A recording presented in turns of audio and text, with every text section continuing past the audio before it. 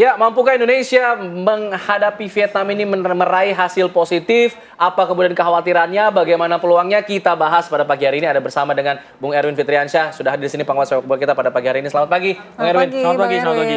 Mukanya kok kayaknya muka-muka kekhawatiran nih saya menangkapnya nih. Soalnya saya juga menangkap seperti itu nih. Apa ada kekhawatiran begitu kita melihat dua pertandingan sebelumnya menghadapi Vietnam yang kemudian cukup kuat. Ini gimana peluangnya? Ya.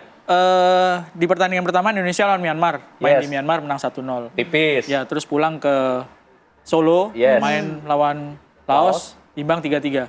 Kira-kira pantas nggak kalau kita khawatir? Gantian saya yang tanya. Ya. Pantas. Karena lawannya setelah ini Vietnam ya. Nanti malam lawan Vietnam, main di kandang Vietnam. Kita menghadapi yang pertama adalah faktor kelelahan. Dalam 7 hari harus bermain 3 kali. Dan mondar-mandir, Myanmar, Solo, Vietnam. Sementara Vietnam hanya sekali main. Wah, jauh banget bedanya. Hanya sekali main. Ketika Indonesia lawan Myanmar, mereka menang lawan Laos dengan skor 4-1. Setelah itu mereka stay di Vietnam, baru nanti malam akan main. Itu yang pertama. Jadi secara kondisi fisik, Vietnam jauh lebih diuntungkan. Bukan cuma diuntungkan, tapi jauh lebih diuntungkan. Energi kita udah terkuras duluan. Betul. Mondar-mandir, pertandingan itu benar-benar sangat menguras tenaga. Yang kedua, Vietnam ini tampil dengan pemain-pemain yang lebih senior. Ya. Usianya bukan cuman pemain muda sudah main di level senior seperti Marcelino, enggak. Mereka pemain senior yang main di timnas senior, ya, di usia matang. Ada naturalisasinya juga nggak di Vietnam sekarang? Ada satu tadi kan ya, di VT tadi ada. Tapi secara umum pemain-pemain Vietnam tanpa naturalisasi itu juga tetap bagus kuat, ya. Mereka pemain senior. Terus yang ketiga, itu tadi, bahwa Indonesia tampil dengan pemain-pemain U23 yang mainnya masih belum solid. Kalau menurut saya, semua juga pasti sudah lihat ketika main di Solo, hitungannya kalau lawan Laos, yang kalah lawan Vietnam 4-1, lawan Indonesia main di Solo, hitungannya menang. Tapi ternyata Indonesia mainnya juga sama sekali di luar harapan, di luar Nurul. Karena udah capek kali, Bang. Nggak bisa jadi alasan juga, karena Laos kan di pertandingan pertama juga lawan Vietnam. Jadi menempuh perjalanan juga untuk ke Solo kan, sama-sama menuju ke Solo. Dengan kondisi seperti itu, tanpa Marcelino juga. Marcelino kan kartu merah. kena kartu merah.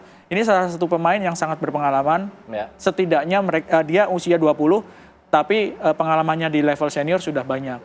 Tanpa dia lagi kan sekarang.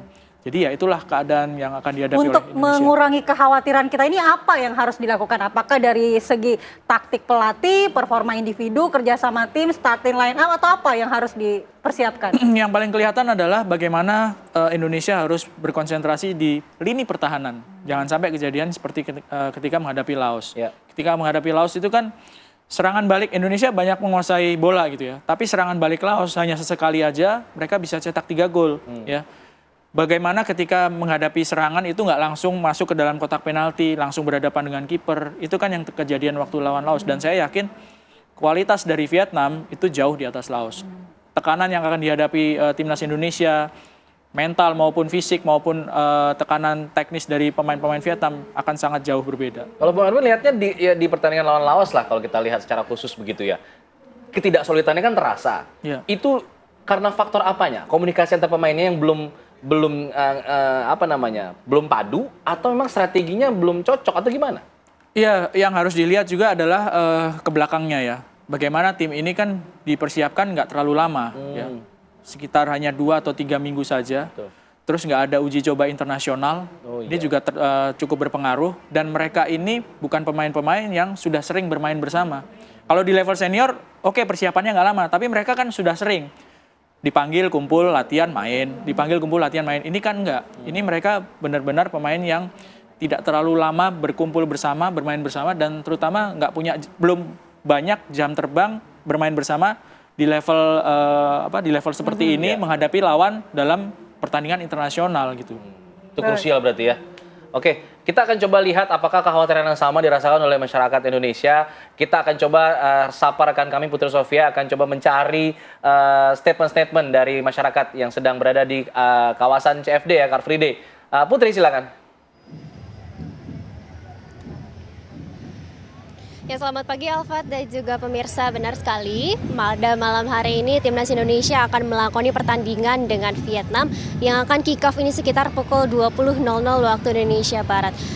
Dalam pertandingan pada malam hari ini adalah pertandingan untuk penyisihan grup B Piala AFF 2024 yang mana untuk sementara timnas Indonesia ini berada di puncak klasemen. Melihat dari 2 pertandingan sebelumnya melawan Myanmar dan juga Laos yang memang Indonesia unggul, menang melawan Myanmar dan juga seri melawan Laos. Tetapi kita sungguh penasaran nih bagaimana jalannya pertandingan yang akan dilaksanakan pada malam hari ini, tentunya di kandang Vietnam di Stadion Vietri yang akan kick off pada pukul 20.00 waktu Indonesia Barat. Saat ini saya sedang berada di Bundaran HI untuk menyaksikan langsung Car Free Day yang ada di sini, dan tentu kita juga penasaran sebenarnya bagaimana sih tanggapan dari para masyarakat Indonesia yang nanti malam akan menyaksikan laga Indonesia melawan Vietnam pada malam hari ini. Tentunya kita akan mengajak Anda nih pemirsa dengan salah satu yang akan lagi berolahraga nih ya Pak ya, kira-kira pagi ini. Dengan Bapak siapa Pak? Dengan Pak Ari.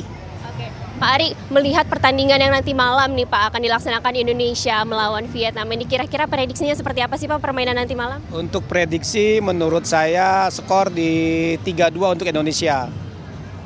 Yang pencetak gol saya itu Kadek. Iya. Karena dia masih muda, masih berenergi, speednya cukup kencang, saya rasa itu. Berarti Pak, kan ini kan mayoritas akan dilangsungkan line up dengan pemain-pemain U22 nih Pak. Berarti optimis nih Pak akan menang 3-2. Saya sangat optimis dengan pemain Indonesia, cukup bagus. Karena ya masih tetap muda, energik, dan semangatnya cukup tinggi. Meskipun nih Pak, kan Marcelino lagi kartu merah nih Pak. Kira-kira gimana nih nanti malam ini? Dengan Marcelino tidak main untuk malam ini, saya rasa yang lainnya cukup semangat. Gitu. Berarti tidak ada pengaruh dan optimis tetap menang ya Pak ya? Iya, tidak ada pengaruh. Mudah-mudahan 3-2 untuk Indonesia. Oke.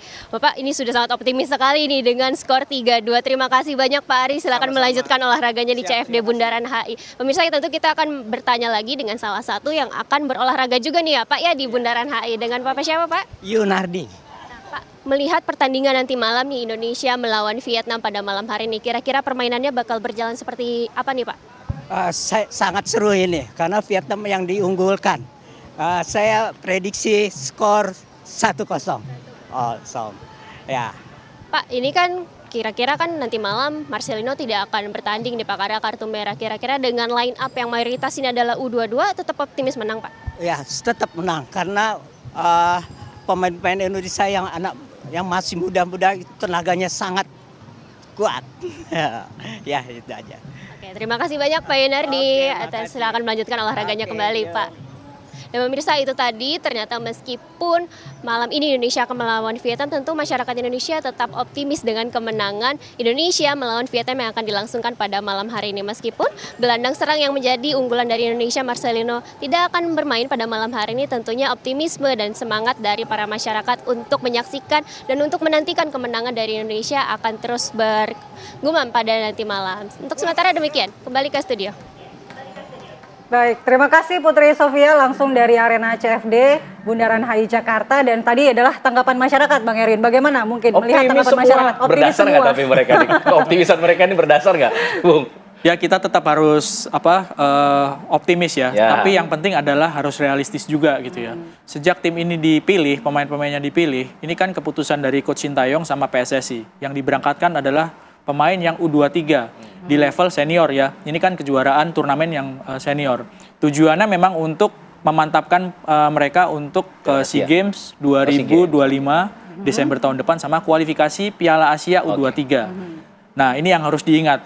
Tapi masalahnya di sini adalah ekspektasi dari orang, dari masyarakat, karena Indonesia ini belum pernah juara Piala AFF. Hanya 6 kali jadi runner up gitu ya.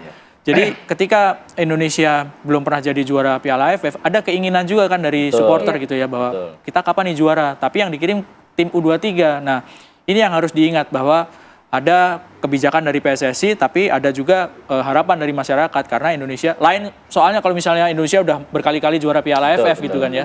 Jadi ini memang yang harus kita realistis bahwa tim ini, tim U23 belum latihan lama bareng-bareng, yang dihadapi pemain-pemain senior. Vietnam ini pemain-pemainnya yang dihadapi Indonesia ketika mereka kalah 1-0 di Jakarta dan kalah 3-0 di Hanoi di kualifikasi Piala Dunia. Tapi kan waktu itu Indonesia yang tampil full senior gitu ya. Pemain-pemain abroad itu pulang semua, Jay Izes dan kawan-kawan itu ada semua. Jadi beda berarti ya? Beda banget nggak gitu. bisa dibandingkan. Yeah. Oke, netizen juga punya optimistis karena merasa kita masih punya Trisula maut nih, Trisula keturunan. Ada Victor Detan yang belum diturunin nih sama Sintayong. Yang kemudian ada Ronaldo Kuate sama Rafael Struijk. Mereka bertiga belum diturunin bareng gitu. Nah, ini gimana peluangnya? Apakah mereka bisa turun bareng di laga melawan Vietnam atau tidak? Dijawab usai jeda. Kita jeda dulu, nanti kita akan bahas. Bung Erwin akan jawab pertanyaannya di sini di Apa Kabar Indonesia Pagi.